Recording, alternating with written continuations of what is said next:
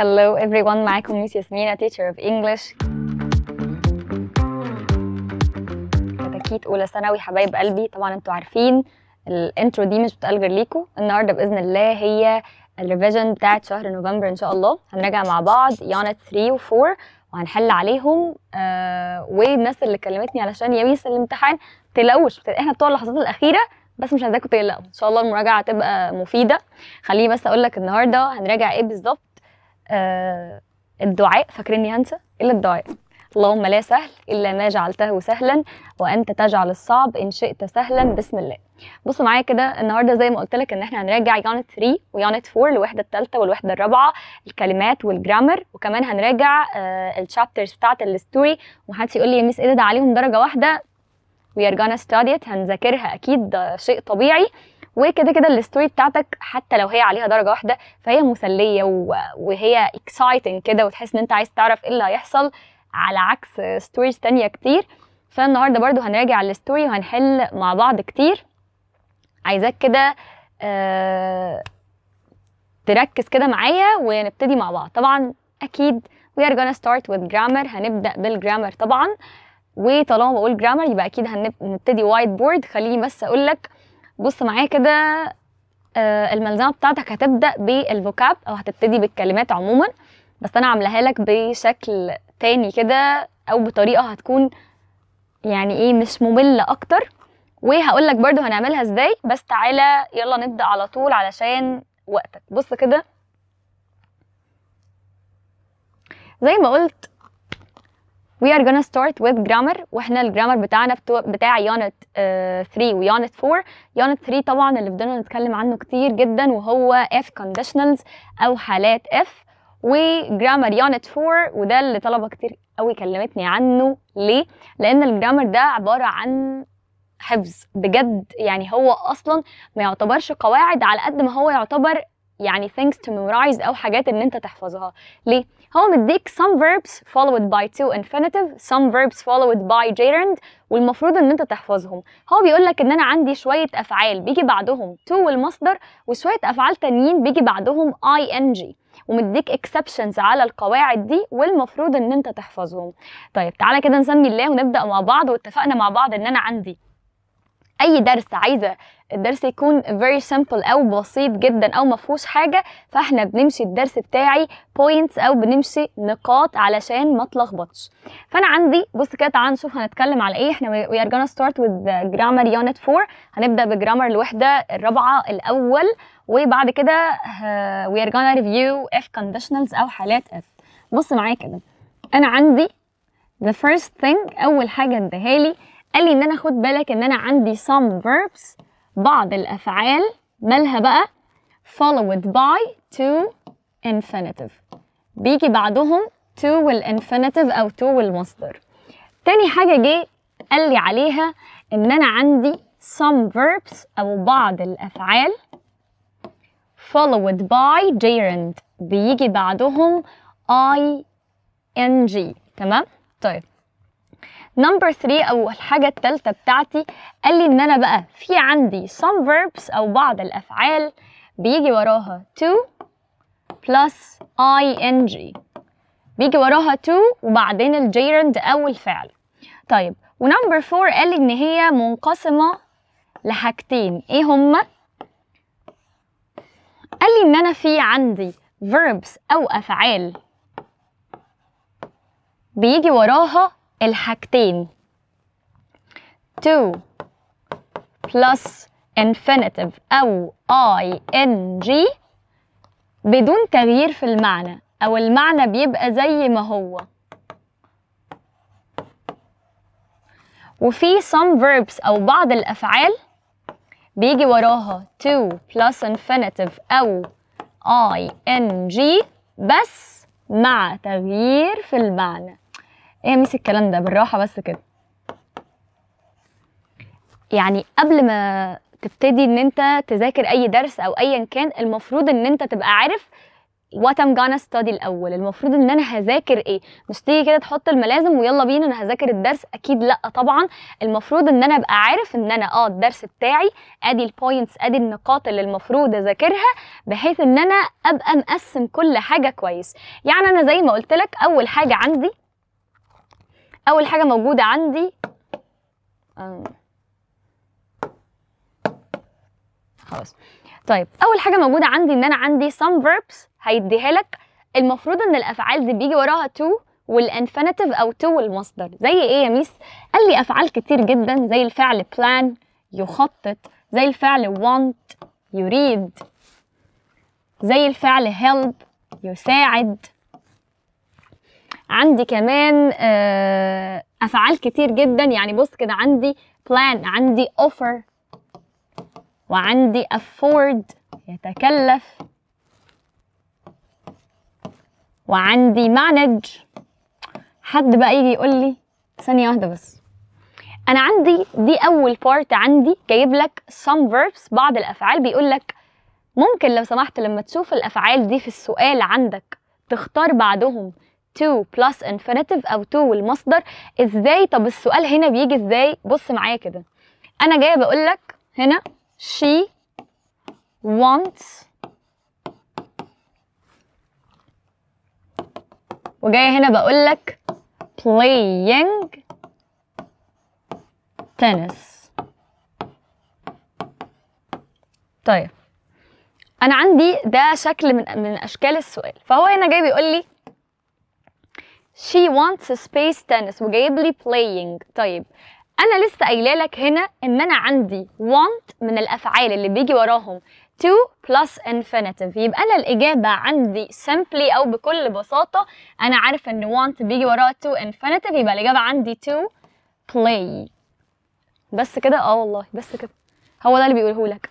أنا عندي some verbs أو بعض الأفعال لما تلاقيها بيجي بعدها to infinitive. طيب طبعا الناس اللي هتيجي تسالني يا ميس طب انا احفظ الافعال دي كلها ازاي؟ عامله لك سربرايز او مفاجاه على موضوع الفيربس ده عشان تعرف ان انا مش بسيبك تذاكر لوحدك او اقول لك يلا احفظ الافعال دي كلها يلا اعمل كده. لا I didn't do this، لان انا عارفه طبعا ان صعب جدا ان انت تحفظ 21 verbs. هما بالظبط 21 فعل followed by to infinitive، وعندي 14 verb followed by ing. يعني ازاي يا ميس هحفظ 21 فعل؟ لا انا ما سبتكش ما تقلقش، بس خليها للاخر هقول لك هتحفظهم ازاي بطريقه very simple وسهله، ويعني حتى funny كمان كوميديه. طيب فانا عندي ادي شكل السؤال اللي بيجي اهو. يعني اقول لك afford playing ولا to play؟ to play. اقول لك manage doing ولا to do؟ to do عشان بيجي بعدهم ing. طيب جينا للافعال اللي بيجي وراها gerund او verb ing، ودي كده كده اصلا انت عارف كتير جدا منها ايه. انا عندي الافعال زي like، انا عندي الافعال زي like و love و hate و enjoy و dislike. وعندي الفعل اللي انا كل سيشن اقول لك عليه اللي هو avoid معناه يتجنب، وعندي كمان الفعل recommend يوصي او يرشح،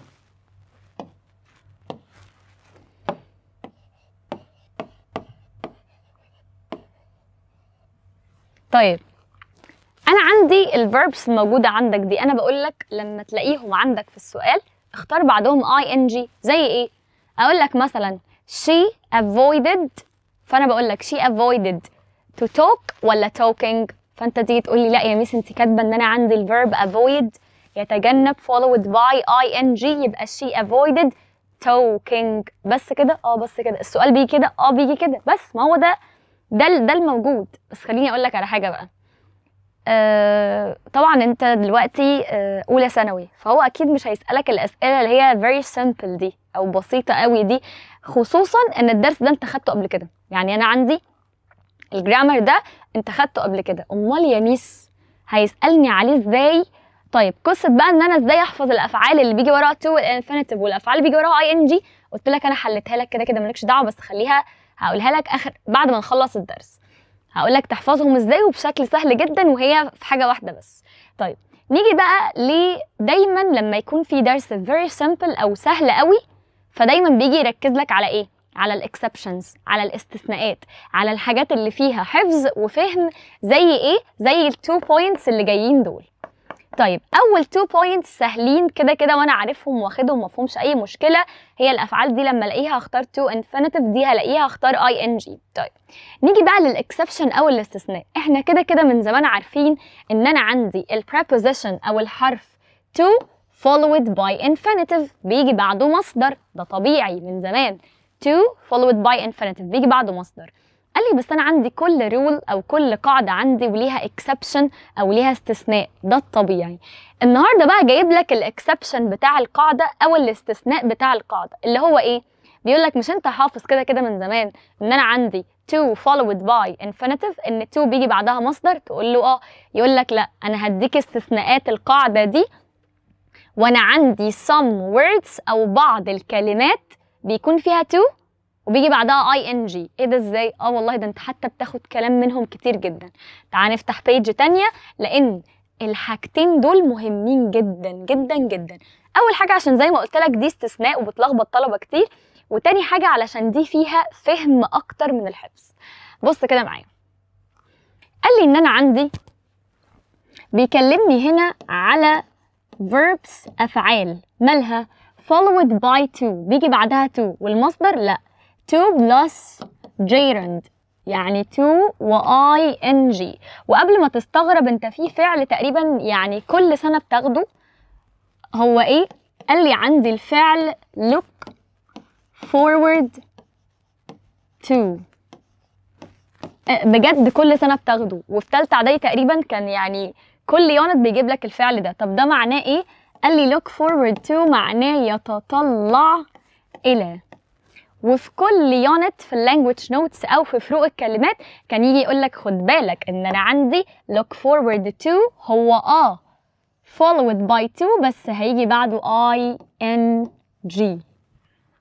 صح؟ يبقى انا عندي ادي اول واحد احنا خدناه قبل كده. طب وتاني واحد والله خدته قبل كده برضو. ازاي يعني؟ بص كده معايا في يونت 1 لو تفتكر، عشان لما اجي اقول للطالب والله الجرامر كله رابط بعض وركز معايا بيفتكرني بضحك عليه. بص كده معايا، احنا جينا خدنا في يونت 1 كلمة used to معناها اعتاد ان، وقلنا ان used to بيجي بعدها infinitive ما عدا لو فصل بينها وبين السبجكت اي حاجة. يعني بص كده معايا، انا لو قلت اهو she used to صح؟ انا عندي هنا هل في الجمله اللي عندي دي ادي السبجكت الفاعل اللي هو she وادي used to، هل فصل بين used to والسبجكت الفاعل اي حاجه؟ لا. يبقى انا عندي عادي جدا هيجي بعدها الانفينيتيف المصدر. طيب امال بقى لو انا عندي جيت قلت لك مثلا she is used to، وادي عندي جملة اهي ثانية، مش ده السبجكت الفاعل ودي used to، فصل بينهم كلمة صح؟ الكلمة دي تحط للفعل بتاعي ing، يبقى she is used to going. ايه ده يعني used to followed by ing؟ ودي تاني حالة عندي. قال لي ان انا عندي كلمة used to بيجي بعدها ing في حالة ان جه قبلها be. ايه يا ميس be ده؟ be ده اللي هو verb to be اللي هو am is are was were، فانا عندي اهو ده. قال لي عندي كلمة كمان get، كلمة become، فكل دول بيخلوا ان انا عندي to بيجي بعدها verb و ing. يعني انا اول حاجتين اهم قلتهم لك انت كنت خدتهم قبل كده واحنا بنشرح المنهج بتاعنا، عشان الناس اللي هي بتيجي ايه، اجي مثلا اقول لهم ايه يا شباب انا هفتح الوايت بورد وفي اكسترا نوتس او ملاحظات اضافيه لازم تكتبها ورايا مهمه. يقوم الطالب عامل ايه في السنتر؟ يقوم مكبر دماغه. اونلاين اول منصه يقوم قافل الفيديو، خلاص انا خدت الجرامر وخلاص. طيب الملاحظات اللي انا كنت بقول لك اكتبها ورايا اهي هي اساس الدرس بتاع النهارده. فانا جايه بص اهو واحنا بنكتب الدرس قلت لك ان انا عندي في فعل اسمه lead to، وفي فعل تاني اسمه contribute to. قلت لك خد بالك من التو verbs دول، لان انا عندي lead to معناه يؤدي الى، و contribute to معناه يساهم في، صح؟ طيب قلت لك خد بالك ان انا عندي التو verbs دول فعلا followed by to، جاي معاهم to، بس الاتنين بيجي بعدهم verb و ing.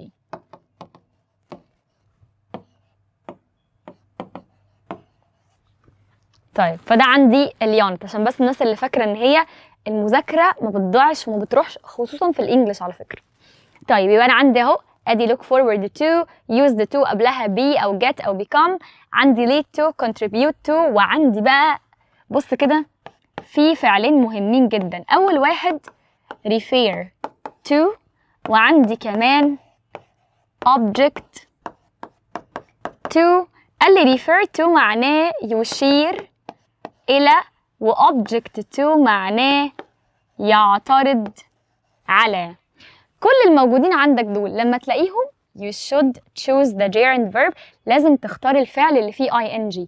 ليه بقول لك ان دي اهم من اللي فاتوا؟ لسبب بسيط، ان انا عندي الطلبة كلها هي عارفة ومتأكدة ان انا عندي to followed by infinitive.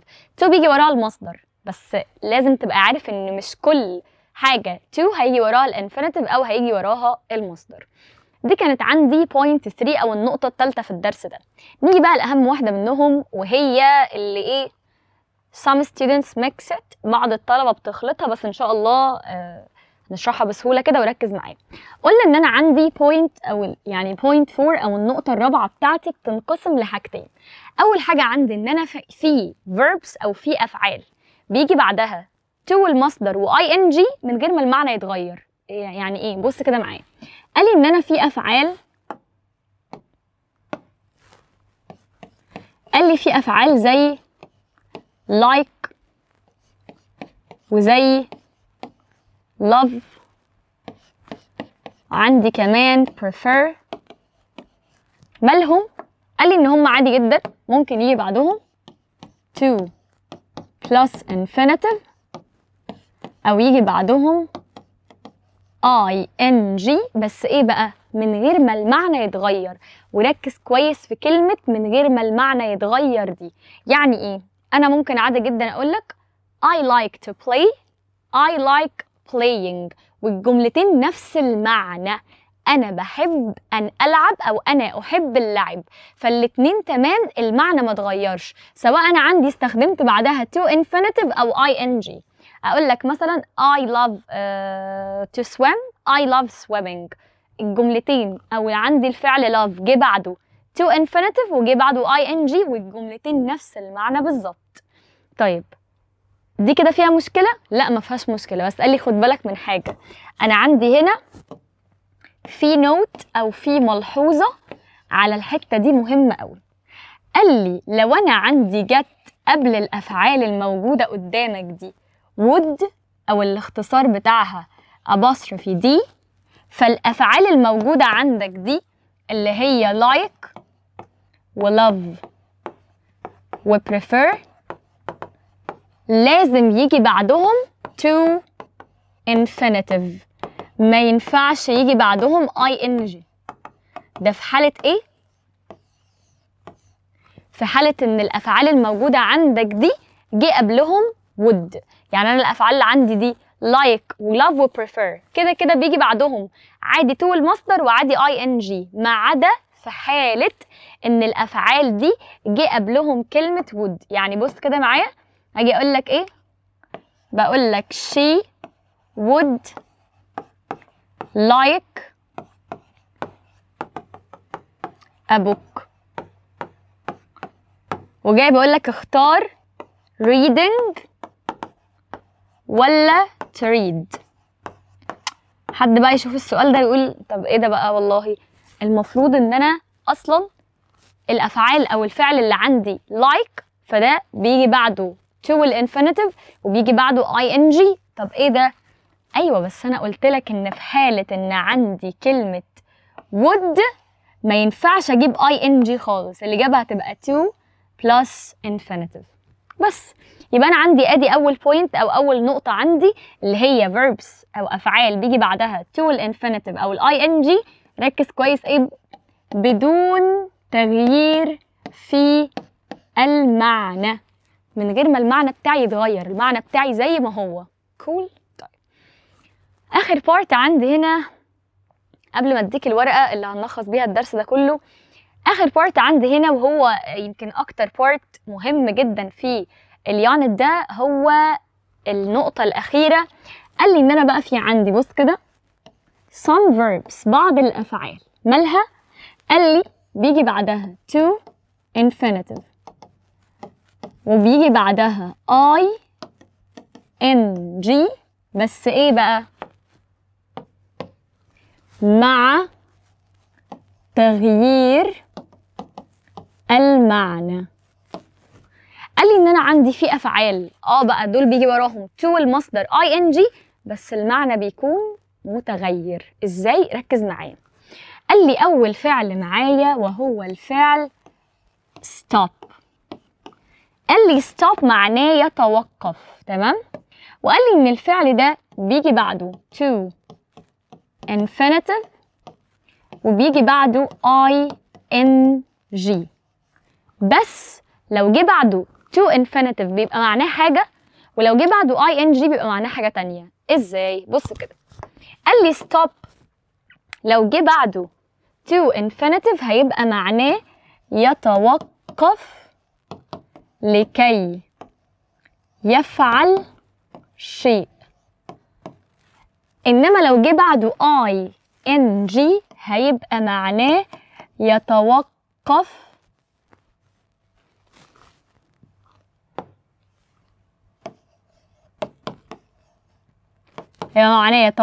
عن فعل شيء بشكل دائم. ايه ميس الكلام ده؟ ايه الكلام المعقد ده؟ انا مش فاهم حاجه، بالراحه كده.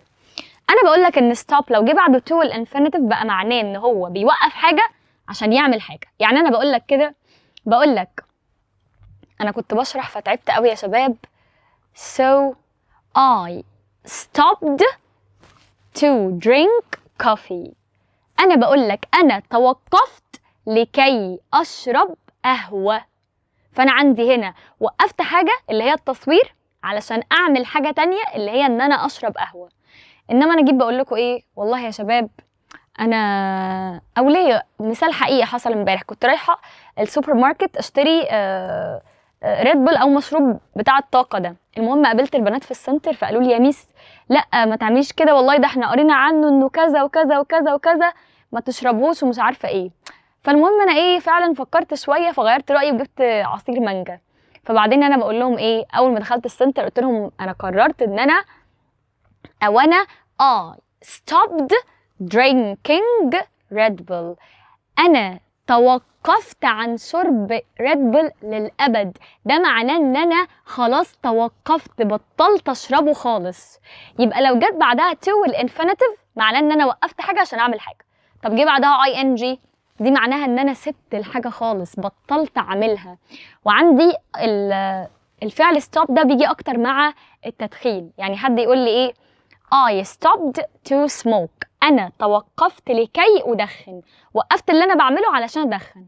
انما حد تاني يجي يقول لي ايه يا ميس الحمد لله، او يا ميس ايه، لا يعني حد اكيد مش طالب يقول لي I stopped smoking. هنا معناها ان هو ايه، he quit smoking، هو اقلع عن التدخين، بطل يدخن خالص. طب السؤال يا ميس يجي ازاي وانا ايش عرفني ان في الجمله بتاعتي هو عايز أو هو وقف حاجه عشان يعمل حاجه ولا اقلع عن الحاجه خالص؟ يجي شكله عامل كده، يجي يقول ايه، بقول my doctor advised me to take care of my health. بقول الدكتور بتاعي نصحني ان انا اخد بالي من صحتي شوية. so لذلك I stopped وقال لك اختار to smoke ولا smoking. طيب الجملة بتاعتي هنا جاية كمعنى ملهاش دعوة بالجرامر. ليه؟ أنا عندي الفعل stop بيجي بعده to والمصدر وبيجي بعده ing، فالجملة ماشية كمعنى.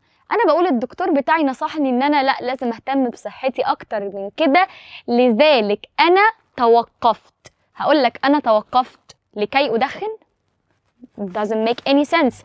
ولا توقفت عن التدخين، بطلت أدخن خالص يا ميس، أنا أقلعت عن العادة دي، توقفت بشكل دائم. تمام؟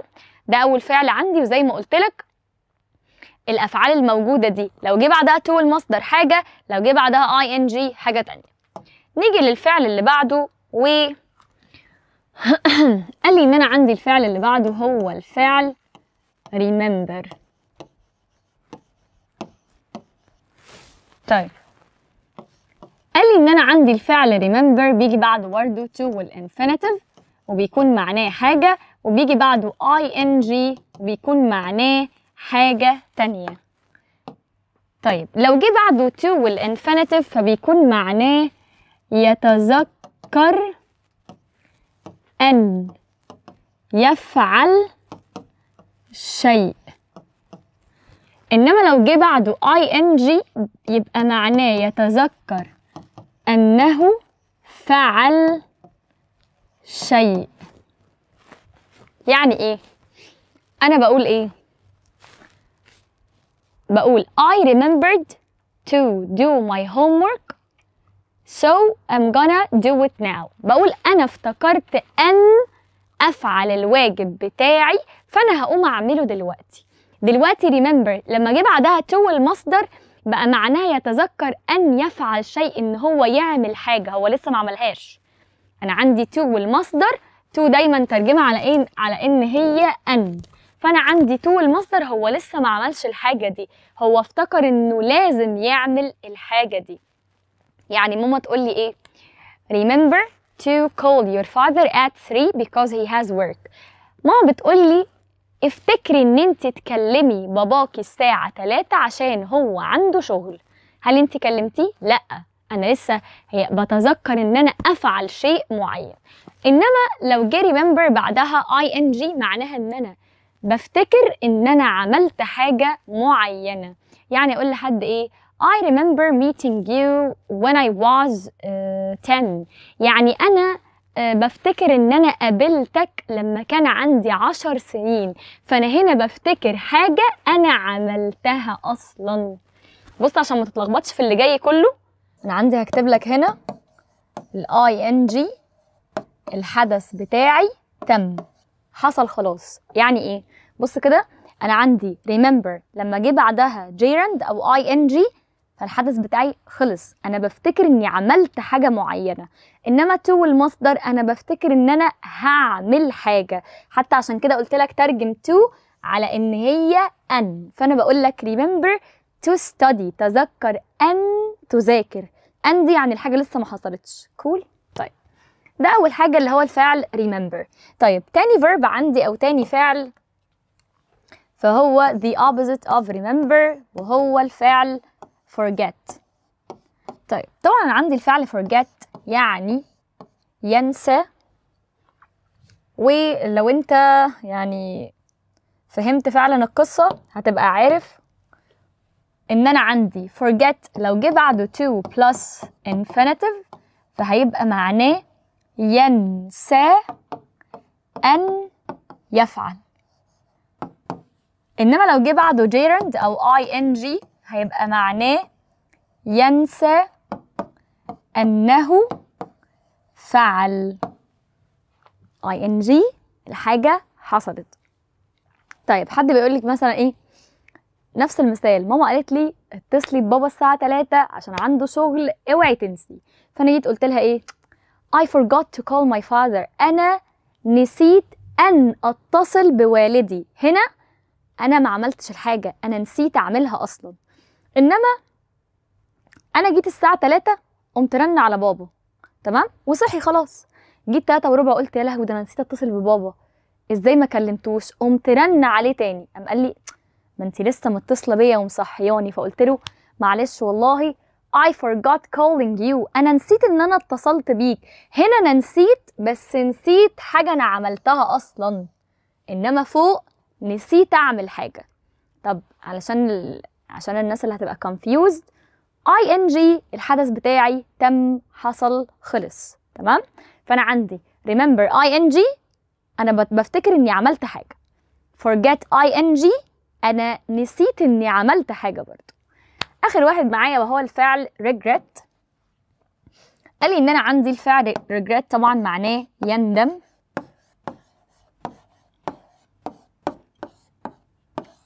طيب وقال لي ان انا عندي regret نفس الكلام بيجي معاه to infinitive او بيجي معاه verb ing. طيب قال لي ان انا عندي regret بيجي بمعنى يندم او يؤسفه ان يفعل. هو لسه ما عملش حاجه، ها، هو ندمان ان هو هيعمل حاجه معينه. انما regret ing هو يندم انه فعل، هو عمل حاجه اصلا، عملها خلاص وندمان عليها. يعني مثلا خلاص اي حد منكم مثلا قرر ان هو يعني he or she's gonna be honest، هيبقى صريح كده وخلاص، وهو هيقول بقى مامته على كل حاجه ويبقوا صحاب ويحكي لها وكل الكلام ده، تمام. فجه حكى لها فعلا كل حاجه، ويا ماما وادي اللي حصل وادي الشات وادي اللي عملته كل الكلام ده. قامت مره واحده ماما قامت شاده الموبايل، مفيش نزول تاني ولا دروس ولا اصحابك ولا وهتقعدي في البيت لحد الامتحانات. فانا قلت خساره والله العظيم 3. I regret telling you the truth. انا ندمانه ان انا قلت لك الحقيقه. انا ليه جبت بعد الفعل regret؟ ليه جبت بعده ing؟ انا عملت الحاجه خلاص، ندمانه اني عملتها، تمام. فانا عندي عشان كده جبت ing. انما مثلا انا صاحبتي اعتذرت عن الدرس، فانا رايحه للمدرس اقول له I regret to tell you، انا ندمانه او متاسفه يعني او زعلانه ان انا هقول لك that Salma is not going come to the lesson، ان سلمى مش هتيجي الدرس. فانا عندي اختصار الحاجات دي كلها هي اللي انا كتبتها لك هنا دي، سواء عندي remember سواء عندي forget سواء عندي regret، لما يكون ing الحدث بتاعي تم وحصل. cool. طيب ده كان عندي part 1 في الجرامر. بس تعالى يلا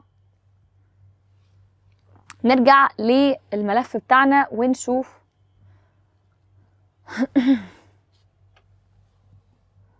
بص كده معايا.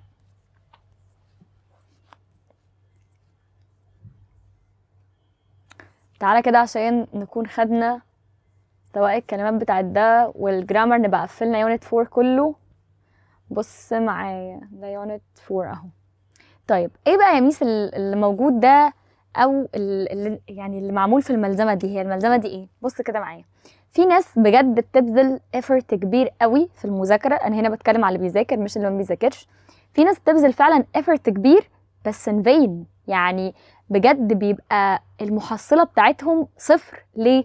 انت بتبذل effort في مكان غلط. يعني مثلا انا دلوقتي المفروض ان انا هراجع يونت 3 ويونت 4. طيب ايه بقى اللي بيحصل؟ يجي مثلا يقوم جايب الملازم كلها او الكتاب كله ويبتدي يحفظ من الاول اللي حافظه واللي مش حافظه، ويفتكر ان هو كده بيعمل حاجه كويسه. طبعا لا، يعني ايه تايم؟ الوقت، انت بتضيع وقتك بجد. امال المفروض اعمل ايه؟ بص كده، احنا عملنا لك الملزمه على هيئه ديكتيشن او على هيئه املاء. ازاي؟ بص كده معايا. انا مثلا خدت اول كلمه قابل لاعاده الاستخدام، فانا كده قابل لاعاده الاستخدام، لا انا فاكرها، انا ذاكرتها دي كان معناها reusable. كلمه reusable كان معناها قابل لاعاده الاستخدام. طيب خلاص انا لقيت نفسي حافظاها والدنيا تمام، يبقى انا مش محتاج اراجع الكلمه دي. طب الكلمه اللي بعدها كلمه commitment. لا افتكرت يا ميس، معناها التزام. طيب خلاص انا لقيت نفسي ان انا الكلمه دي حافظاها تمام، فخلاص مش محتاجه اراجع عليها. جيت بعد كده كلمه observation. ايه الكلمه الغريبه دي observation؟ لا الصراحة أنا مش عارفاها، معناها ملاحظة، بس أنا لقيت نفسي وأنا بذاكر أنا مش عارفاها. خلاص يبقى أنا بص هعمل كده أهو، هعمل cross أو هعمل X. I need to revise this word. لازم أراجع الملزمة دي أو لازم أراجع الكلمة دي واحفظها من الأول، والكلمة دي أنا مش عارفاها. اللي بعدها كلمة نفاية أو فضلات، لا دي باخدها من زمان، معناها يا ميس waste، فخلاص أنا دي عارفاها. كلمة survey دي معناها استطلاع رأي، كاسم وكفعل بمعناها يقوم باستطلاع رأي. طيب لقيتني عارفاها خلاص. اللي بعدها مبادرة، لا دي كلمة رخمة قوي باخدها من تالتة اعدادي ومش حافظها، معناها initiative. طب انا مش حافظاها او انا عاملة cross كده وخلاص، الكلمة دي انا هحفظها. تمشي كده لحد اخر اليونت بتاعك. اول حاجة مش هتمل، الملل اللي بتمل وانت بتحفظ الكلمات. تاني حاجة your time، الوقت دلوقتي خد بالك يعني فاهم، احنا خلاص بنشطب المنهج، ف ده اللي انت المفروض تعمله. ودي هي الكلمات كلها this is what you're gonna do. بعد كده هتلاقي بقى عندي الاكسبريشنز او التعبيرات الموجوده في اليونت. يعني عندي كلمه agree to يوافق على، apply او put pressure on يمارس او يضع ضغوطا على، at national level. كل دي اللي هي الاكسبريشنز او التعبيرات الموجوده. طبعا طلاب المنصه كده كده البي دي اف او الملف ده هتلاقيه موجود على جروب التليجرام، جروب المتابعه بتاعنا. هتلاقي منه 2 كوبيز او نسختين، نسخه منهم مش يعني ما فيهاش answers او اجابات، ونسخه تانية فيها اجابات علشان تقارن الاتنين ببعض بعد ما تخلص. وطلبه السنتر طبعا انت خدت الملزمه دي في السنتر. طيب فده هو عندي ادي اهو الحاجه كلها زي ما قلت لك، synonyms و antonyms، كل حاجه ليها علاقه باليونت موجوده عندك. نيجي بقى للحل. طبعا انت عارف ان انت الاسئله او الامتحان بتاعك في التشويسز فيه سؤالين. اول حاجه choose 2 answers، اختار اجابتين، وده اللي طلبه كتير غلطوا فيه ووقعوا فيه في الامتحان الشامل، ان هم ما كانوش واخدين بالهم ان هو يعني he needs to choose 2 answers، المفروض يختار اجابتين مش اجابه واحده، وبعد كده بيجي لك انك تختار اجابه واحده. فيلا كده نحل مع بعض، وسمي الله نحل على يونت 4 الاول. بيقول لي he tried to betray me but I was aware، هو حاول يخدعني او يخني يعني، بس انا كنت واعي، كنت فاهم هو عايز ايه. وهنا بيقول لي ده بص كده، حتى هو خد باله، حتى لو انت مش عارف ان المفروض هنا اختار اجابتين، بيقول لك ايه the synonyms، جمع المترادفات، ما قالكش the synonym، the synonyms. واتفقنا ان انا عندي، استنوا نغير لون القلم، لقيته. اتفقنا ان انا عندي لما الاقي كلمه synonym فانا I'm gonna write equal كده، هكتب يساوي عشان اعرف ان انا عايزه نفس المعنى. the synonym of the word betray، عايزه كلمه نفس معنى كلمه betray، يخون. ايه هي بقى؟ hide يعني يخفي، face يعني يواجه، deceive يعني يخدع، avoid يعني يتجنب، و mislead يعني يضلل. So it's obvious. طبعا انت دلوقتي تقدر تختار الإجابتين بكل سهولة. ليه؟ because I translated it، عشان أنا ترجمتهم. فلما تيجي تقول لي يا ميس أنا ما بعرفش أحل، أقول لك طب لو أنا ترجمتها لك عربي تعرف تحل؟ تقول لي أقول لك يبقى أنت ما عندكش مشكلة في الحل، أنت عندك مشكلة في الكلمات. بدليل إن أنا لما ترجمت لك الجملة والاختيارات عربي أنت قدرت إن أنت تحل. طيب طبعا الإجابة عندي كلمة betray هي نفس معنى كلمة deceive، يخدع، وmislead يضلل. بيقول لي بعد كده some factors exploit children to make them work with low wages. بيقول لي هنا بعض المصانع بتستغل الأطفال وبتخليهم يعملوا with low wages، بحاجة منخفضة.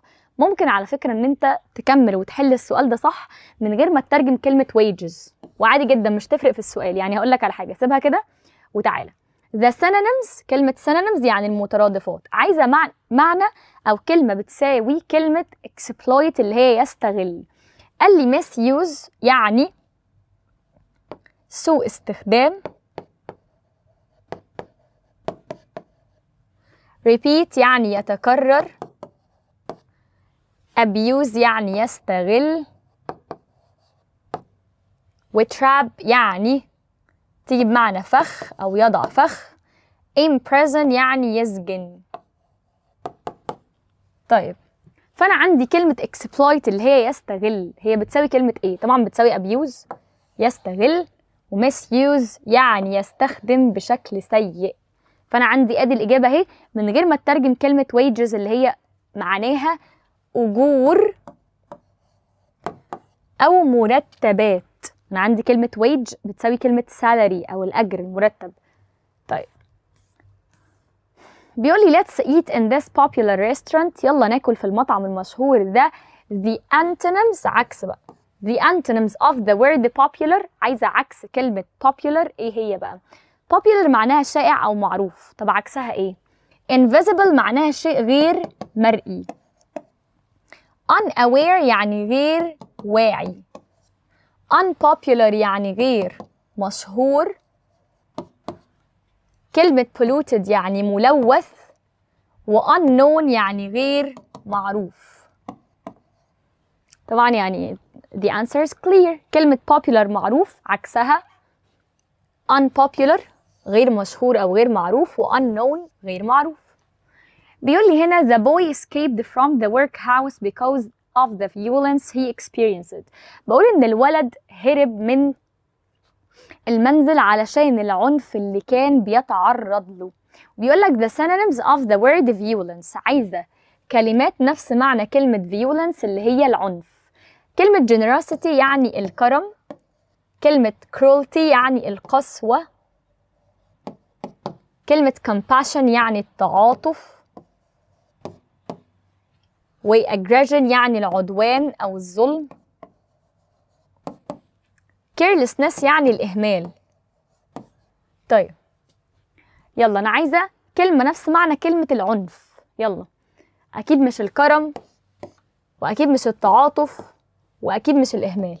الإجابة عندي هي aggression العدوان أو الظلم، و cruelty اللي هي القسوة. بيقول لي هنا he gave a fake smile when he saw his boss، هو أعطى ابتسامة مزيفة لما شاف المدير بتاعه. وبيقول لي the antonyms of the word fake، عايزة عكس كلمة fake مزيف. false يعني خطأ، artificial يعني صناعي، genuine يعني أصيل أو حقيقي، و clear يعني واضح، authentic يعني أصيل أو حقيقي. فالإجابة إيه؟ طبعا أنا عندي هي مش clear واضح، clear عكسها something invisible حاجة غير واضحة أو غير مرئية. يبقى أنا عندي الإجابة عندي fake مزيف، عكسها genuine، و authentic معناها شيء أصيل أو حقيقي. ده هنا الأسئلة اللي كان المفروض أختار 2 answers. نيجي للأسئلة اللي المفروض أختار 1 answer. بيقول لي he always tells the A so people know they can count on him. هو دايما بيقول الإيه عشان كده الناس بتستطيع. كلمة count on يعني يعتمد على، فالناس بتقدر تعتمد عليه. طيب الناس تقدر تعتمد عليه، يبقى هو دايما بيقول إيه؟ lies الأكاذيب، rumors الشائعات، secrets الأسرار، ولا truth الحقيقة؟ طبعا truth الحقيقة. بقول the news story about the actor was full of A which made him angry. بقول ان قصص الأخبار عن الممثل كانت مليانة بإيه واللي جعل منه غاضب جدا، كان غضبان جدا. طيب لو هو غضبان يبقى القصص اللي بتتقال عنه مليانة حقائق ولا أفكار ولا حقائق ولا lies؟ أكيد lies، كانت مليانة أكاذيب عشان كده كان متضايق. بيقول when you face a difficult problem، لما بتواجه مشكلة صعبة you space on your friends to help you، انت حاجة أصدقائك عشان يساعدوك. ignore تتجاهل، disagree with يعني لا تتفق مع، hide from طبعا لأ. الإجابة هتبقى rely on اللي هي معناها يعتمد على، وهنشيل on الموجودة هنا لأن أنا عندي أكيد مش هينفع أحط on هي بس دي غلطة في الطباعة. يبقى الإجابة rely on يعتمد على. بقول his A and integrity were widely known so he was elected to lead the team. بقول لك A والنزاهة بتاعته كانت معروفة بشكل واسع، لذلك تم انتخابه علشان يقود الفريق. طيب ايه بقى؟ dishonesty عدم الأمانة، appearance مظهر، greed طمع، ولا honesty الصدق؟ طبعا الإجابة honesty الصدق انا مش هنتخب حد عشان شكله، ماليش دعوه بشكله، انما ليا دعوه، كلمه appearance يعني المظهر الخارجي، انا ليا دعوه honesty بالصدق بتاعه والنزاهه بتاعته. بيقول a simple act of A can make a huge difference in someone's day. بقول لك عمل بسيط من ال A ممكن يصنع اختلاف كبير جدا في يوم الشخص. a simple act of A بقى negativity السلبية، cruelty القسوة، intention النية، ولا kindness الطيبة والعطف؟ الإجابة طبعا kindness. طيب فدي عندي الأسئلة بتاعت الكلمات اللي كانت موجودة على يونت 4 الكلمات بتاعتي. تعالى كده نحل على الجرامر. طبعا أي أسئلة هنا كده كده زي ما قلت لك هينزل لك 2 PDFs أو ملفين، واحد منهم مجاب والتاني لأ. بص كده معايا. طبعا أنا عندي الجرامر هنا موجود في الPDF أهو، يعني أنا عندي أهو ادي verbs followed by to infinitive، كل الافعال موجوده وكل اللي كتبناها موجودين هنا. تمام. تعالى بس كنا عايزين نحل مع بعض. طبعا انا عندي الدرس ده او الدرس بتاع الجرامر الموجود عليه كله بجد حفظ. يعني مثلا انا عندي ادي الverbs اللي احنا هنحل عليها دلوقتي دي، انت لو انت عارف انا عندي الفعل الموجود قدامي ده بيجي بعده to المصدر ولا ing ولا بيجي بعده both، فانت هتحل السؤال ده من غير اي مشكله خالص. تمام. فانا زي ما قلت لك هو هنا بيجي على الحفظ بتاعك. يعني بص كده معايا، بقول لك I regret to space this used car, I need a lot of money to fix it. انا ندمان حاجه العربيه المستعمله دي انا محتاج فلوس كتير قوي عشان اصلحها. ثانيه واحده، محتاج فلوس كتير عشان يصلحها، يبقى هو ندمان انه هيشتريها ولا ندمان انه اشتراها؟ اكيد ندمان انه اشتراها. يبقى انا عندي الحدث بتاعي تم، صح؟ طالما الحدث تم يبقى انا محتاجه ايه؟ محتاجه ing، يبقى الاجابه هتبقى I regret buying. انا ندمان اني اشتريت العربيه المستعمله دي، محتاج فلوس كتير قوي عشان اصلحها. طيب بيقول لي رانيا plans to space her relatives next week. رانيا بتخطط حاجة قرايبها الأسبوع اللي جاي. أنا لو خلاص حفظت والدنيا تمام إن أنا عندي الفعل plan بيجي بعده to والinfinitive، فأنا هختار كده من غير ما أفكر to plus infinitive. طيب جه بعد كده بيقول لي we would really like space on holiday but we don't have enough money. وثانية واحدة كده، لو أنت بتذاكر من فوق الوش فأنت اكيد هتشوف لايك فهتقوم جاي مختار ing على طول. بس شايف كده ايه دي would، واحنا اتفقنا مع بعض ان انا whenever I find would او اي مره بلاقي فيها would قبل like فلازم يكون عندي هنا to plus infinitive، فانا هجيب to والمصدر. حد يجي يقول لي طب يا ميس، طب ما انا برضو مش فاهم احفظ الverbs او احفظ الافعال اللي انت بتقولي لي عليها دي ازاي؟ هقول لك بقى، كنت سايبها لك للاخر. انا فضلت افكر طب يا ترى الطالب فعلا ما انا بحط نفسي مكان الطالب هيحفظ كل الفيربس او كل الافعال دي ازاي؟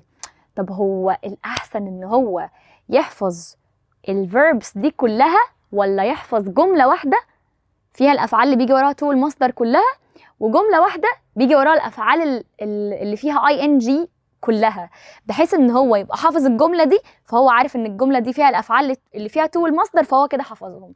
طب الجمله دي فيها الافعال اللي فيها ing فهو كده حفظهم. ف ده اللي انا هعمله لك مع الPDF او مع الملف ده.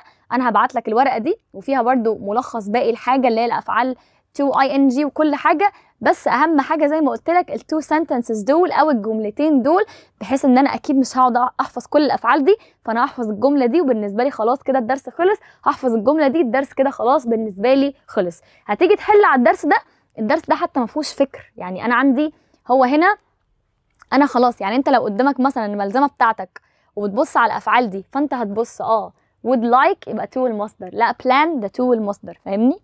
طيب تعالى نحل كده على الدرس ده.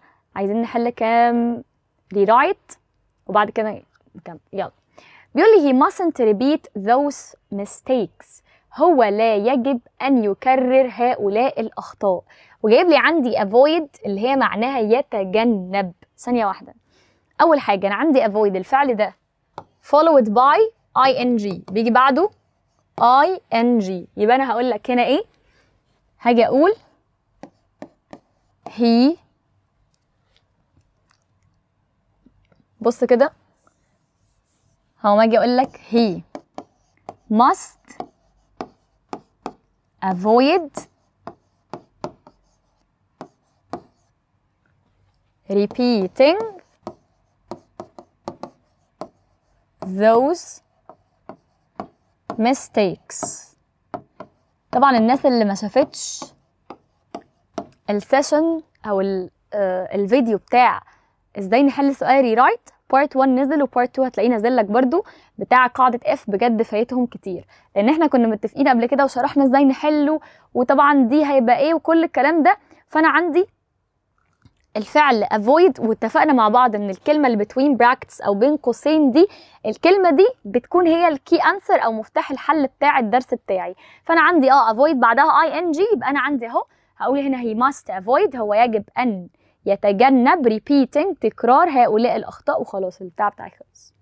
بيقول I'm looking forward to joining the faculty of engineering. بقول انا بتطلع ان انا انضم كلية الهندسة. خدت بالك ان انا عندي look forward to بعدها جي ايه ing.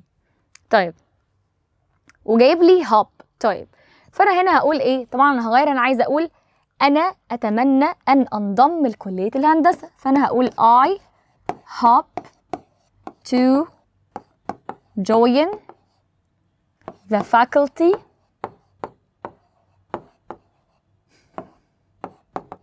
of engineering. بس. طب اللي بعده بيقول I didn't remember that I turned off the lights. بيقول أنا لم أتذكر أنني أطفأت الأضواء. يبقى هو كده عمل الحاجة خلاص وجايب لي forgot، يبقى أنا هنا هقول I forgot turning. ليه يا ميس مش to turn؟ لأن الحدث تم خلاص. هو بيقول I didn't remember، أنا لم أتذكر that أنني أطفأت الأضواء، يعني هو خلاص عملها، يبقى I forgot turning off the lights. أنا نسيت أطفي الأضواء، وادي عندي اهو.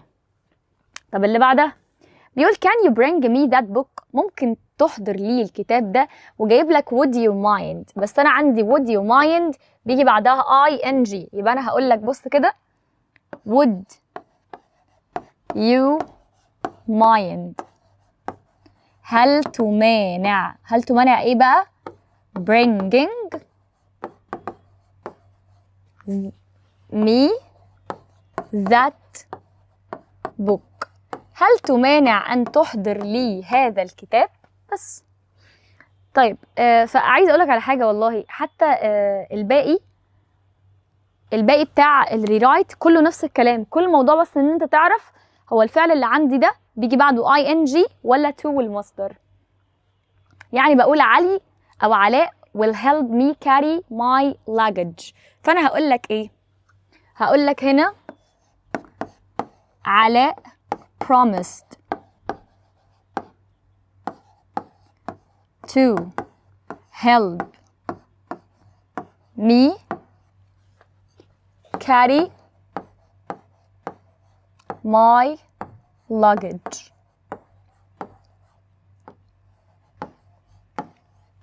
بس بجد بجد هو ده الدرس. بس يا ميس ما انا مشكلتي مش في كده، انا مشكلتي ان ما انا قلت لك بقى خلاص انا هديك البيبر الورقه دي، بس اهم حاجه بس ان انت تحفظ التو sentences، بشرط ان انا اكيد I'm not gonna memorize both of them at the same day. اكيد مش هحفظ الاثنين في نفس اليوم، انا هحفظ الجمله دي في يوم واحل عليهم، واحفظ الجمله دي في يوم واحل عليهم.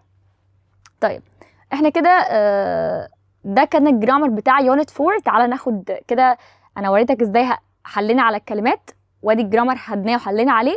تعالى دلوقتي ناخد شابتر علشان يبقى فاضل لنا يونت 3 والشابتر التاني، ونبقى قفلنا المراجعه بتاعتنا. تعالى ناخد شابتر ونشوف سانتياغو عمل ايه. بص كده معايا، طبعا زي ما انتم متعودين ان احنا كده كده على المنصه او في السنتر او ايا كان بنشرح اليونت in details بالتفاصيل. بعد كده هتلاقي ان اليونت متقسم على شكل points او على شكل نقاط. تمام؟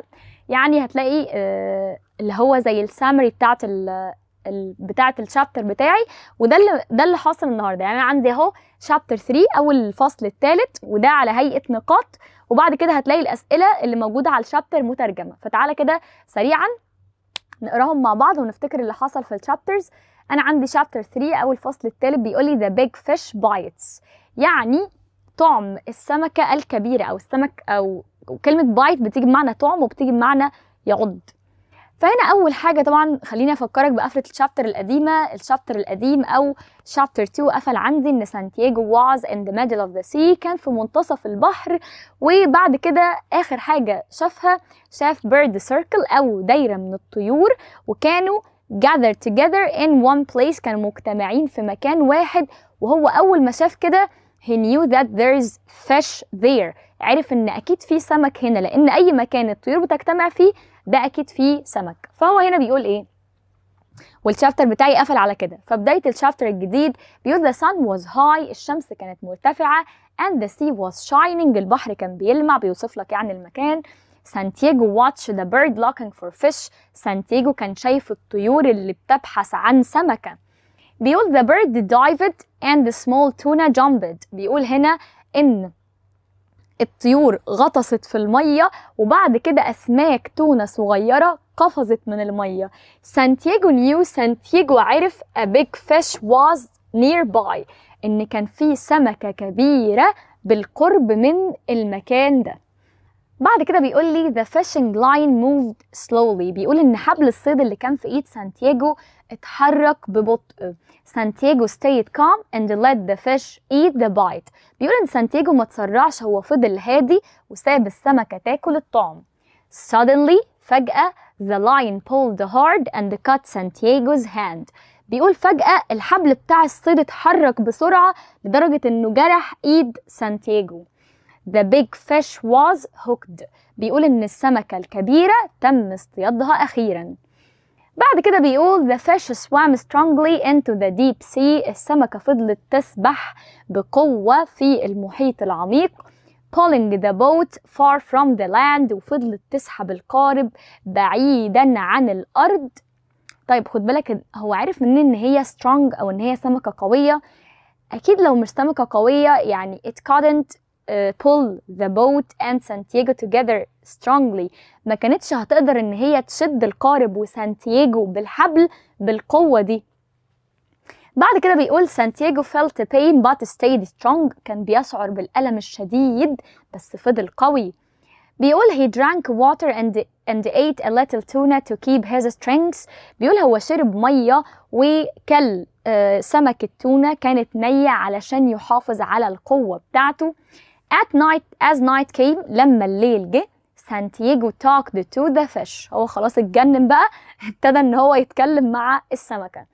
he called it his brother، وحتى نده عليها او سماها اخي. but said he wouldn't give up، بس هو قال ان هو مستحيل يستسلم. he remembered جو ديمياجو، افتكر جو ديمياجو، فاكرينه اللعيب بتاع البيسبول.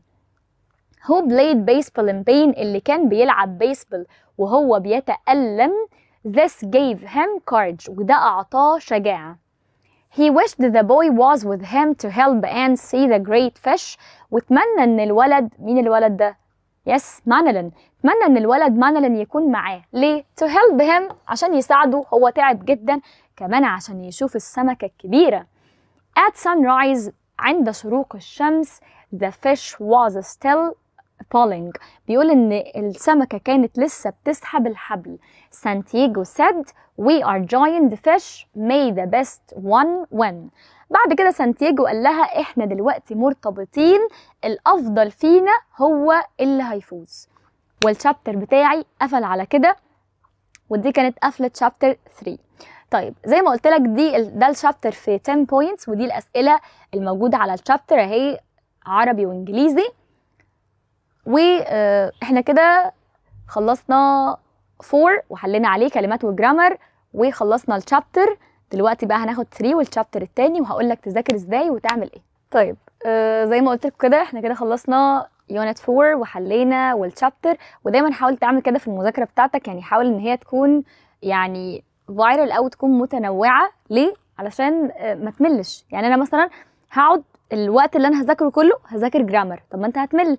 او هقعد احل بس مثلا، او اذاكر ستوري مثلا. فحاول دايما ان المذاكره تكون متنوعه عشان انت ما تملش. طبعا اللي احنا هنشرحه دلوقتي ده او يونت 3 اف كونديشنالز، اظن ان احنا بجد استفدنا فيها وحلينا وشرحنا وقلنا النوتس وكل حاجه.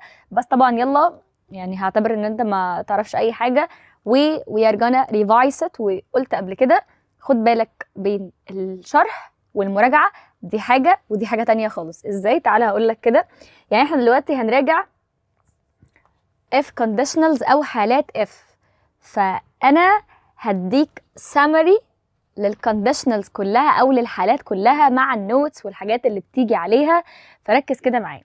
لما احنا جينا نشرح if conditionals او حالات if، لو انت تفتكر فاحنا we divided it into two parts، او احنا قسمنا حالات if لجزئين او two parts. صح؟ ليه؟ قلنا ان انا عندي اول part في if او اول حالتين عندي فهم بيتكلموا على realistic things او اشياء واقعية حقيقية، مواقف بتحصل في الحقيقة او هتحصل اصلا.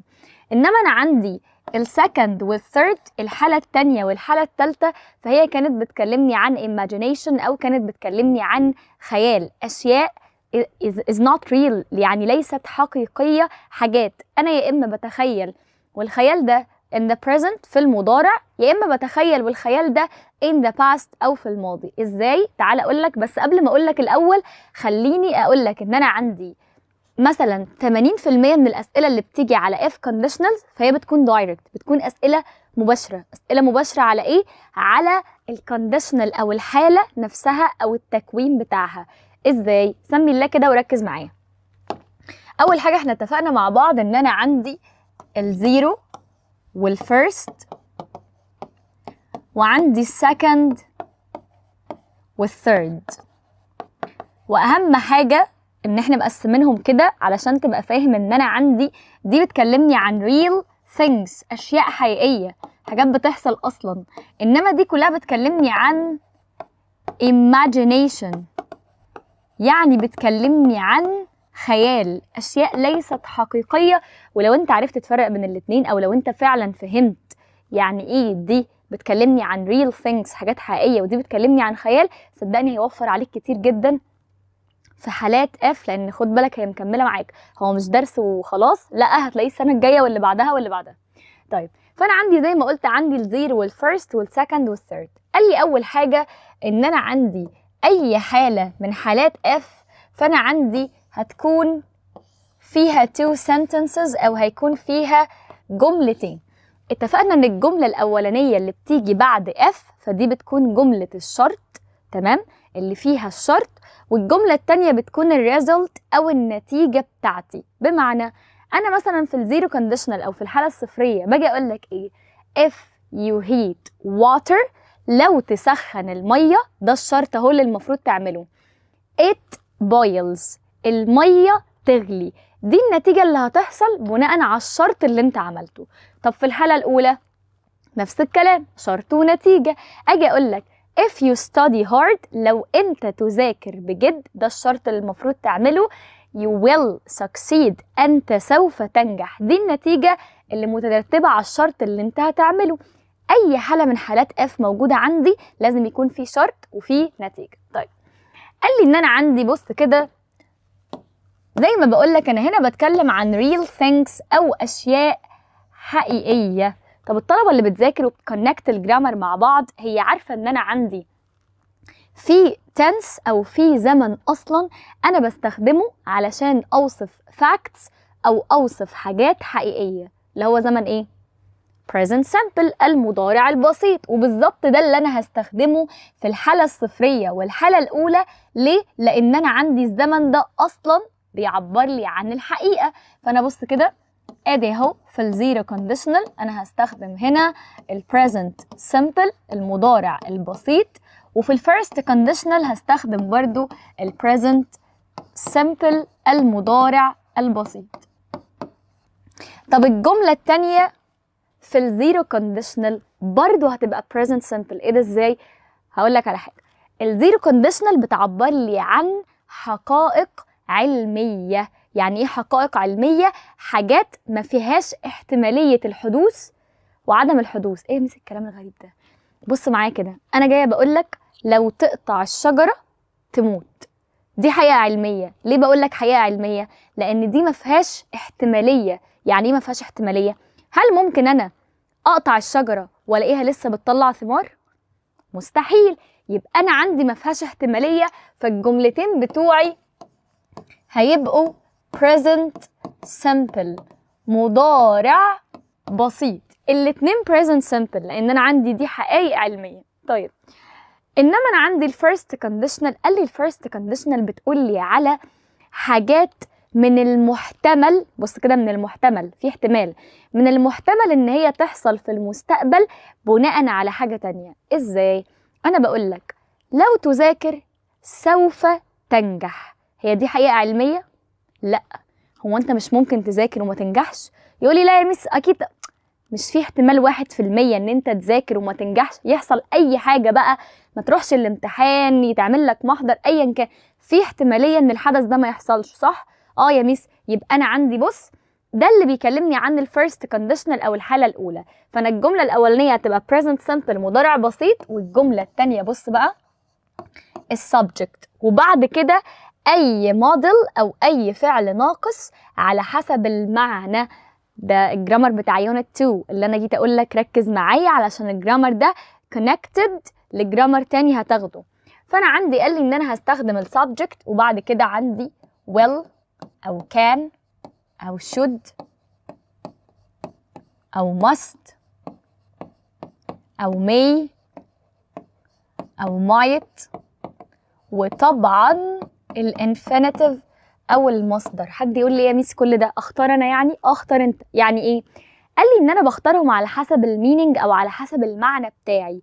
ازاي؟ يعني مثلا انا لو عايزه اتكلم عن حاجه هتحصل في المستقبل، فانا هستخدم كلمه will اللي هي معناها ايه؟ سوف. يعني if you study hard you will succeed. لو تذاكر بجد انت سوف تنجح. طب لو عايزه اتكلم عن قدره او استطاعه، فانا هستخدم can اللي هي معناها ايه؟ يستطيع. يعني انا اجي اقول لك ايه؟ if you practice English every day، لو انت بتمارس اللغه الانجليزيه كل يوم، you can speak it، انت تستطيع ان تتحدثها. خلاص هتعرف تتكلمها. طب ليه اخترت can مش will؟ انا عايزه اتكلم هنا عن القدره، قدره شخص انه يعمل حاجه. طب افرض بقى انا عايزه ادي حد نصيحه، بشوف درجات حد من صحابي، ببص كده بقول ايه ده بجد والله، فانا بقول له بصراحه if you get low marks، لو انت بتحصل على الدرجات القليله دي ما ينفعش والله، you should study، انت يجب ان تذاكر. ليه اخترت should؟ انا عايزه اديله نصيحه، فانا هنا اخترت should. طب افرض انا عايزه اقول له على حاجه الزام، اللي هي بستخدم فيها must و mustn't. يعني مثلا بقول له ايه؟ if you do this surgery، لو انت هتعمل الجراحة او العملية دي، you must stop smoking، انت لازم تتوقف عن التدخين، ما ينفعش. فانا هنا مش بديله نصيحة، انا هنا ده الزام، حاجة لازم يعملها. امال may و might معناهم ربما. يعني ايه يا مس ربما؟ يعني مش اكيد، معرفش، احتمال. فانا عندي بستخدمهم لما يكون عندي الحاجة انا مش متأكد منها. اجي اقول لك مثلا if I get high marks، لو انا حصلت على درجات عالية، my father may buy me a new phone، بابا ممكن يشتري لي تليفون جديد، مش عارفة والله. فانا عندي بستخدم verb من الافعال موجودة عندي دي على حسب المعنى بتاعي. تمام؟ يبقى انا عندي ادي الزيرو كونديشنال. خلينا بس نكتب هنا ان انا هي الزيرو كونديشنال دي بتيجي تعبر لي عن facts، حقائق علمية. انما عندي الفيرست بتيجي تعبر لي عن شرط ونتيجة محتملة في المستقبل، حاجة تحصل ونتيجه مترتبه عليها. طيب واتفقنا ان طالما عندي التو كونديشنالز او الحالتين الموجودين دول عندي بيعبروا عن حقيقه، فانا عشان كده جبت معاهم البريزنت سامبل. طيب قبل ما اقول لك الاثنين التانيين يعني كلمني بس بالمنطق. انا بقول لك البريزنت سامبل بستخدمه مع الاشياء الحقيقيه، ينفع استخدمه هنا؟ مستحيل. انا بقول لك هنا التو كونديشنالز الحالتين بتوعي بيعبروا لي عن imagination، خيال، حاجات غير حقيقيه. يبقى احنا عارفين ان انا هنا I'm not gonna use the present simple، انا مش هستخدم المضارع البسيط، ودي انا هحتاجها كمان شويه. طيب قال لي ان انا عندي السؤال بقى المهم، طالما يا ميس انا عندي السكند كونديشنال بتعبر لي عن خيال والثيرد كونديشنال بتعبر لي عن الخيال برضو، ايه الفرق بين الاثنين؟ ده بقى الاسئله المهمه. قال لي ان انا عندي السكند كونديشنال فهي بتعبر لي عن خيال او امنيه في البريزنت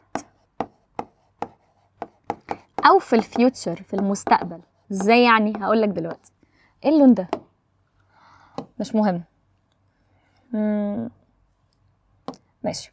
انما الثيرد كونديشنال او الحاله الثالثه فهي بتعبر لي عن الخيال برضو، بس في الباست، في الماضي. يعني ايه الكلام ده؟ يلا كده ناخد 2 examples على الاثنين قبل ما اكتب لك بيتكونوا من ايه. انا جايه بقول لك ايه؟ بقول يا خساره والله لو انا كنت غني كنت اشتريت كل اللي نفسي فيه. هو انا عندي دي ايه؟ هل دي حقيقه؟ هل انا غني؟ الحمد لله. بس يعني بتكلم على حد تاني، هل دي حقيقه؟ لا، هو دلوقتي بيتمنى، بيتخيل. طب هو الامنيه او الخيال اللي بيتخيله ده بيتخيله امتى؟ دلوقتي في المضارع. بيقول لو كان معايا فلوس دلوقتي كنت اشتريت كل اللي نفسي فيه، لو كان معايا عربيه دلوقتي ما كنتش ركبت مواصلات، لو بابا كان غني كان جاب لي كل اللي نفسي فيه. كل اللي انا بكلمك عليه دي هي عباره عن ويشز، اماني، خيال، بس فين؟ في البريزنت. بتمنى حاجه تبقى موجوده دلوقتي في المضارع. انما بقى الحاله الثالثه فدي بص كده هي بتيجي اكتر مع حاجه اسمها regret. ايه يا ميس regret ده؟ regret ده اللي هو الندم. يعني ايه الندم؟ سؤال، هو انا لما اندم يبقى انا ندمان على حاجه عملتها ولا ما عملتهاش؟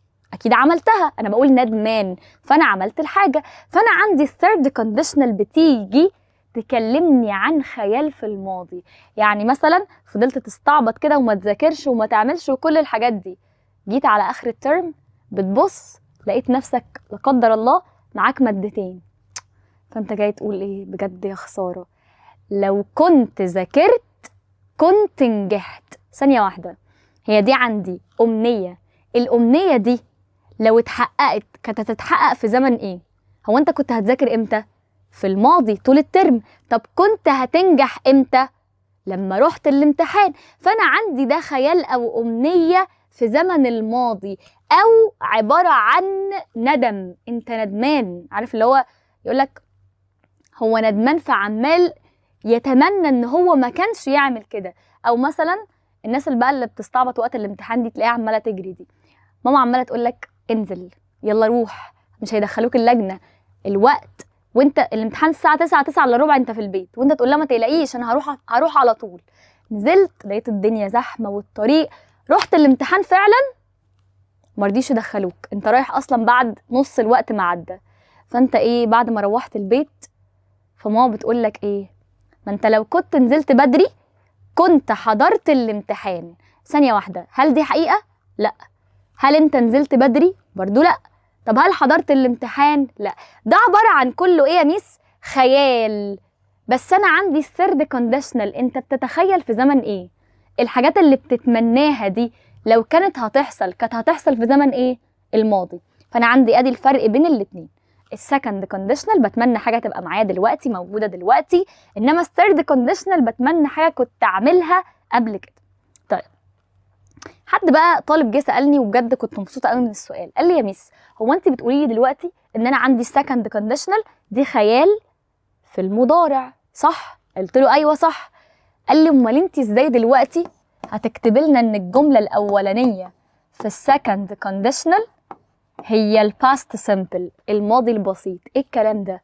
هقول له سؤال جميل، انت هنا عايزني في السكند كونديشنال اجي اكتب لك البريزنت سمبل صح؟ قال لي ما انت اللي بتقولي لي مضارع. اقول له صح، بس ثانيه واحده، هو انا لما جيت اكتب البريزنت سمبل كتبته مع الحاجات الايه؟ الحقيقيه، وانا جايه بقول لك ان انا عندي الحاله دي ايه؟ خيال. فانا عندي هنا استخدمت الباست سمبل مش البريزنت سمبل عشان اقول لك خد بالك الجمله بتاعتي it's not real، هي مش حقيقه، دي عباره عن خيال.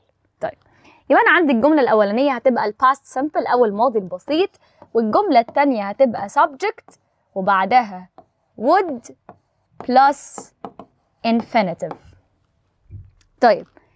طب امال الثيرد كونديشنال، هديك مثال على كل حاجه وهنلخصهم بس خليك معايا. امال الثيرد كونديشنال او الحاله الثالثه بتاعتي، قال لي الحاله الثالثه الجمله الاولانيه هتبقى subject بعده had past participle او تصريف ثالث. وهقول لك على حاجه، طالما الجمله الاولانيه فيها past participle تصريف ثالث، الثانيه لازم يكون فيها past participle او تصريف ثالث. طب العكس، الجمله الثانيه فيها past participle يبقى الاولانيه كده. انا ليه بقول لك هنا؟ علشان انا مش عايزاك تتلخبط بين الثانيه والثالثه. يعني انا عندي بص كده الثالثه had وتصريف ثالث، بعد كده subject would have والتصريف الثالث. فالناس بقى هتفضل تقول لي لا يا ميس اصل انا اتلخبط، انا عندي فوق would plus infinitive على طول، would بعدها المصدر على طول، انما انا عندي مش الاولانيه كان فيها تصريف ثالث، يبقى الثانيه كمان هيبقى فيها تصريف ثالث. طيب تعالى كده سريعا، يعني بص دي البورد او دي السبوره اللي حتى وانا بشرح الدرس انا كتبتها وعملتها لك. ليه؟ هي دي سبوره اف، دي اللي بيجي عليها بجد 80% من الاسئله بتاعه اف، اللي هي ايه؟ اف الصريحه. بيجي يسالك دايركت كده، بيجي يسالك على الازمنه بتاعه اف. يعني ايه؟ رد عليا واتمنى تكون بترد عليا. طيب انا عندي اهو دي البورد بتاعتي، وانت دلوقتي بتحل الورقه بتاعتك. لو انا جاب لي في الاسئله بتاعتي الجمله الثانيه present simple مضارع بسيط، يبقى الاولانيه هختار الايه؟ البريزنت سمبل المضارع البسيط، ودي تبقى الايه؟ الزيرو كونديشنال الحاله الصفريه. طب افرض الجمله الثانيه جاب لي will او can او should او must او may او might والانفينيتيف، يبقى الجمله الاولانيه هتبقى ايه؟ present simple، وده يبقى ايه؟ the first conditional او الحاله الاولى. حد يجي يقول لي يا ميس طب افرضي جاب لي الجمله الاولانيه وعايز الثانيه، يعني افرضي جاب لي البريزنت سمبل، اختار انا اني بقى؟ اختار البريزنت سمبل الجمله الثانيه ولا will وكان وشود والمصدر؟ بالراحه. لو جاب لي الجمله الاولانيه present simple، لو الجمله عندك حقيقه علميه فانا هختار البريزنت سمبل وتبقى دي الحاله الصفريه. لو الجمله شرط في المضارع ونتيجه في المستقبل فدي تبقى الحاله الاولى، وانا هختار يا will يا كان يا should والمصدر. دي فيها مشكله؟ طب افرض انا عندي الجمله الثانيه كانت فيها would وانفينيتيف، يبقى الاولانيه ايه؟ past simple. طب الجمله الثانيه would have تصريف ثالث، تبقى الاولانيه had تصريف ثالث. زي ما قلت لك 80% حتى واحنا بنحل موجوده على ايه؟ على اف الصريحه. طب يا ميس والباقي بيجي على ايه؟ قبل ما اقول لك الباقي بيجي على ايه عايزه بس اسالك سؤال واحد. يعني انا هقول لك دلوقتي الباقي بيجي على ايه، بس ارجوك بلاش غباء في الحته دي. ليه؟ مش غباء كحاجه، غباء معرفش ليه انت بتقفل دماغك في الحته دي بالذات. سيبك من اف خالص، مالكش دعوه بيها. انا دلوقتي جايه بقول لك ايه وانت رايح الامتحان؟ خد القلمين دول معاك، وبقول لك ان القلم ده بديل للقلم ده. هو انا لما اجي اقول لك ده بديل لده معناها ايه؟ ان انا ممكن اشيل ده واكتب بده، او اشيل ده واكتب بده، صح؟ ده معنى كلمه بديل. طيب امال انا ليه لما هاجي دلوقتي اكتب لك على البورد بتاعتي ان انا عندي باقي الاسئله بتاعه اف بيجي يسالك على اف alternatives؟ يعني ايه يا ميس اف alternatives؟ قال لي كلمه اف alternatives يعني بدائل اف. لما اجي اقول لك بدائل اف قبل ما اكتبهم لك دلوقتي، انا بقول لك بدائل اف معناها ايه؟ ان انا ممكن اشيل كلمه اف واحط الكلمه دي، لان الاتنين بيساووا بعض، الاتنين بديل لبعض. يعني انا هاجي دلوقتي اقول لك خد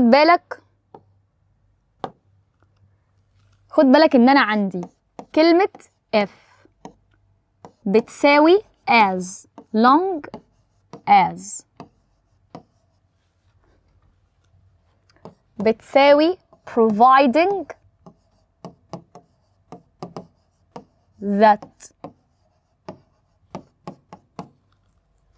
بتساوي provided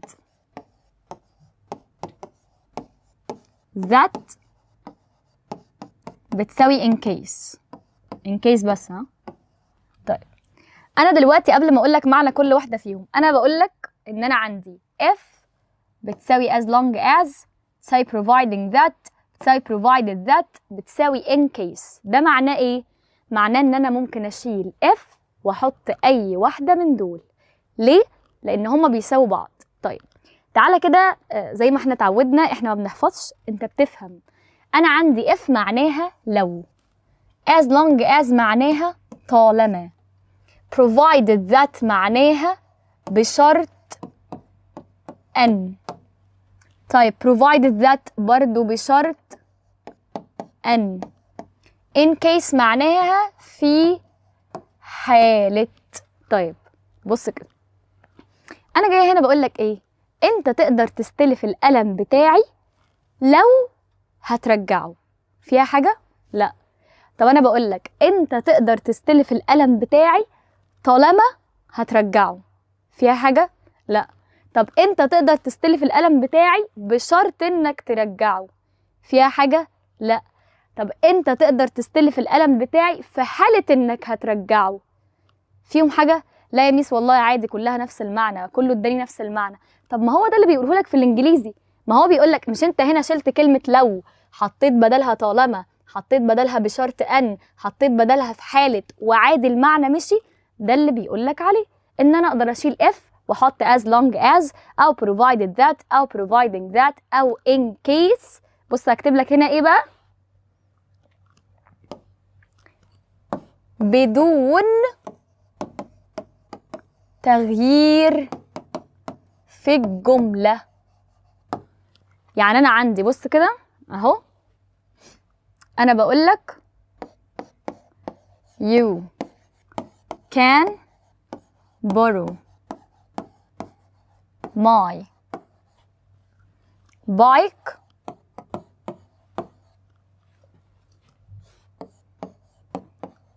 if you return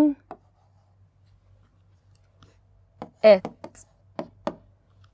طيب انا هنا ادي الجمله بتاعتي، اقدر عادي جدا اشيل if واحط as long as واسيب الجمله زي ما هي من غير ما اجي جنبها خالص. انا عندي اقدر اعمل كده من غير ما اجي جنب الجمله خالص. انما في حاجات هي alternatives او بدائل لإف، بشيل if واحطها مكانها بس بغير الجمله. ايه هي بقى؟ بص معايا كده، قال لي ان انا في عندي كلمه in case. ايه يا ميس ده؟ لا in case of. وعندي كلمه but for. وعندي كلمه without.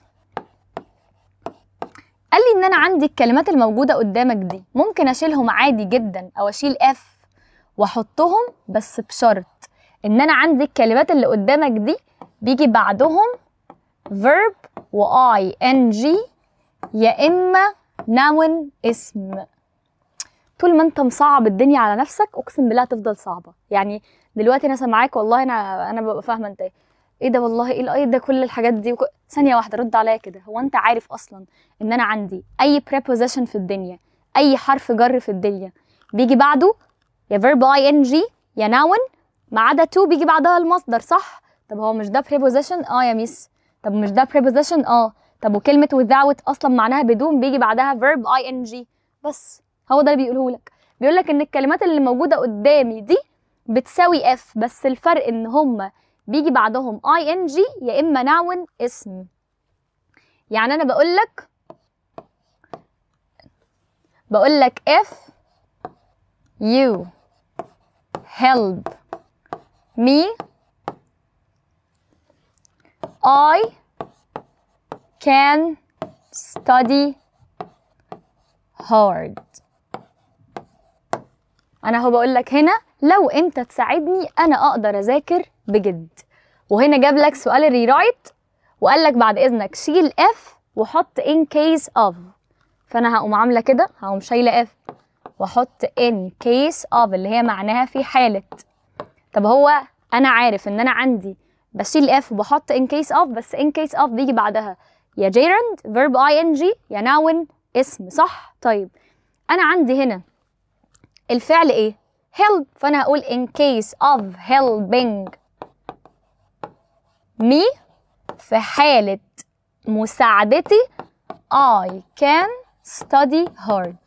ايه ده بس كده؟ والله بس كده. طيب فانا زي ما قلت لك الموضوع سهل لو انت سهلته على نفسك، انما انت صعبته وايه ده a lot of notes وكل الحاجات دي، هتلاقي ان الدنيا عندك مش احسن حاجه. طيب دي كانت يعني دي كانت السمرايز كده او summary ل F او F alternatives. تعالى كده نشوف الشيت او PDF، وزي ما اتفقنا كده كده PDF ده هتلاقيه على جروب التليجرام. بس يلا بص معايا كده.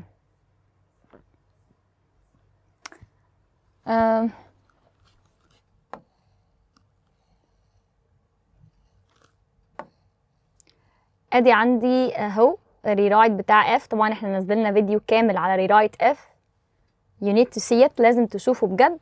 طيب وانا عندي ادي اهو السامري او الملخص كده بتاع F. بس طبعا زي ما انت عارف انا بحب الوايت بورد اكتر، بحب اكتب بيها، ودي الحاجات اللي احنا كتبناها اهي without و but for و in case of وادي اهو providing، كل الحاجات اللي احنا كتبناها. في بس حاجتين كده، بص كده قال لي ان انا عندي من بدايل بتاعه F should و subject وبعد كده infinitive. يعني بص كده انا عندي هنا ممكن بدل F اشيل F خالص واحط بدلها should، تمام؟ وبعدها السبجكت كده كده، بس احنا عارفين ان should بيجي بعدها ايه؟ infinitive. يعني انا اصل الجمله بتاعتي دي كانت if هالة studies hard او if هالة does her best she will come first. لو هالة تقوم باقصى ما عندها هي هتطلع الاولى. فانا عندي بدل ما كانت الجمله بتاعتي زي ما كده اهو if هالة does her best، ده كان اصل الجمله. فانا عملت ايه؟ شلت F وحطيت البديل بتاعها اللي هو should، وسبت هالة زي ما هي اللي هي السبجكت. بس احنا عارفين ان should ده موديل، ده فعل ناقص، ينفع اجيب بعده فعل مش infinitive؟ طبعا لا. فانا قلت اهو should هالة do her best، بس من غير كلاكيع عشان ما بحبش كلاكيع خصوصا في الماده بتاعتي.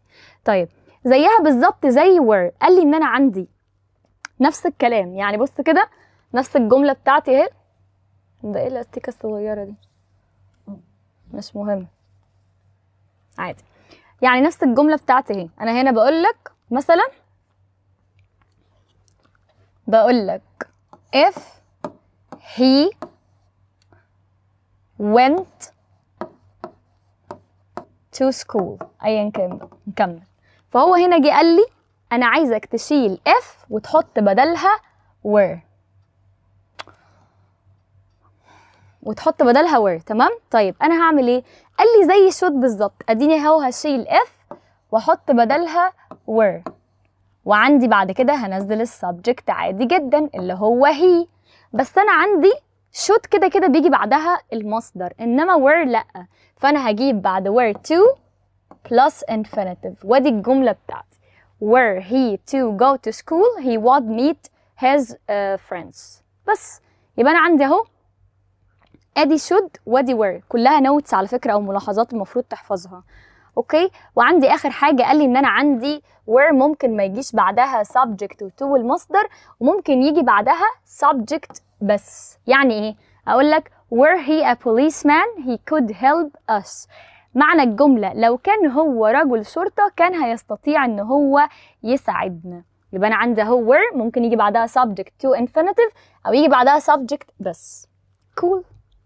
طيب ده كان كل حاجه ليها علاقه ب F conditionals او الحالات بتاعه F. زي ما انا قلت لك ان هينزل مع الفيديو بتاع المراجعه فيديو الريرايت بتاع قاعده F. احنا حلينا كل الموجود عندك ده انت هتلاقيه نزلت لك، لان انتوا طلبتوا كتير جدا جدا الريرايت بتاع F، اسئله F وكل الكلام ده، فانا عملت لها فيديو منفصل. يعني مع فيديو المراجعه هتلاقي نزل الفيديو بتاع ريرايت F كله، انا حلاه كله من الاول للاخر وازاي تحل وكل حاجه. فشوفوا، حتى هسيب لك اللينك في الديسكريبشن عشان تقدر تتفرج عليه. دلوقتي بقى تعالى نرجع لسانتياغو.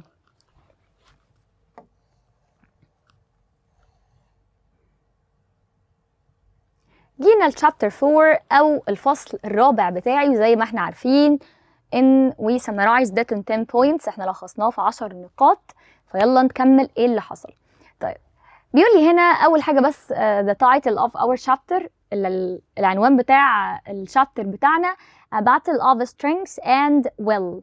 بيقول لي battle يعني معركه، وكلمه strengths معناها القوه and will. طبعا ناس كتير عارفه ان انا عندي الفعل will ده معناه سوف، انما عندي دي بتيجي كاسم او كنعون بمعنى اراده او عزيمه. فانا عندي التايتل بيقول لي معركه بين القوه والعزيمه. اول حاجه بيقول لي سانتياغو stayed awake through the night. بيقول سانتياغو فضل صاحي طول الليل in pain and exhausted. بيقول كان بيتألم جدا ومنهمك. كلمة exhausted معناها very tired، حد تعبان جدا. يعني لما حد يقول لي I am tired فعادي هو تعبان، انما لما حد يقول لي I am exhausted في حاجة اسمها strong adjectives، صفات قوية. زي لما اجي اقول لك مثلا it's cold الجو برد، ولما اقول لك it's freezing يعني الجو متلج. فهنا بيقول ان هو كان بيتألم ومنهمك جدا but mentally strong، ولكن ذهنيا كان قوي جدا. بيقول the marlin ده اسم السمكة طبعا اللي هو اصطادها. بيقول the marlin continued to pull the boat far into the gulf. بيقول ان السمكة فضلت تسحب القارب بسانتياغو بعيدا عن الخليج. but Santiago felt pride not fear. سانتياغو كان بيشعر بالفخر مش الخوف. بيقول لي سانتياغو called the fish his brother yet he knew he must kill it to survive. بيقول سانتياغو كان بيكلم السمكة وبيطلق عليها لقب brother اللي هو أخي، بس كان لسه عارف إنه علشان survive يعني ينجو، عشان ينجو هو لازم يقتل السمكة دي. بيقول to relieve his hands عشان يريح إيده شوية. احنا اتفقنا إن من كتر ما السمكة بتشد الحبل فإيده اتجرحت.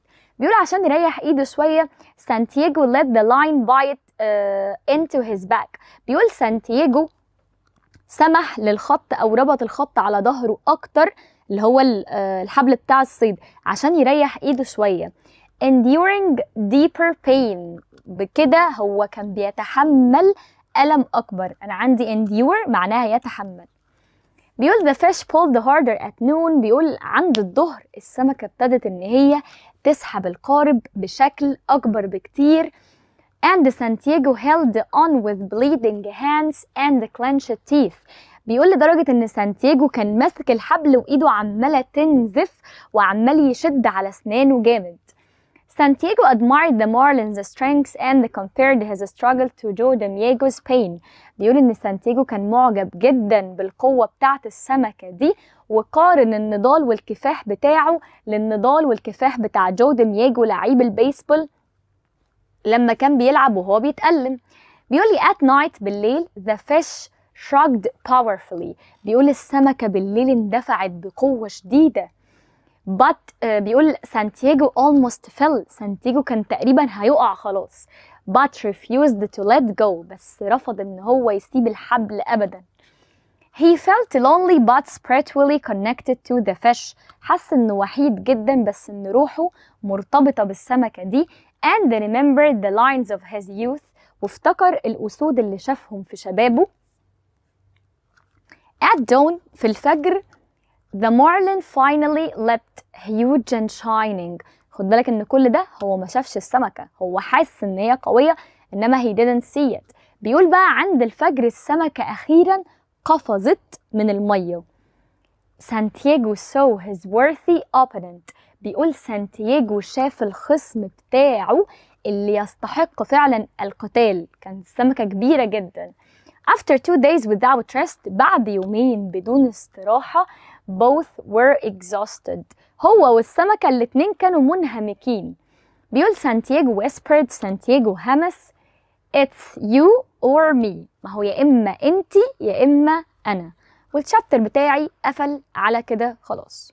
وطبعا دي الكويستشنز او الاسئله اللي موجوده على الشابتر، ومحدش يقول لي يا ميس الستوري عليها درجه واحده هتذاكرها غصب عنك، عشان احنا عايزين الدرجه دي، انت لو مش عايزها انا عايزاها.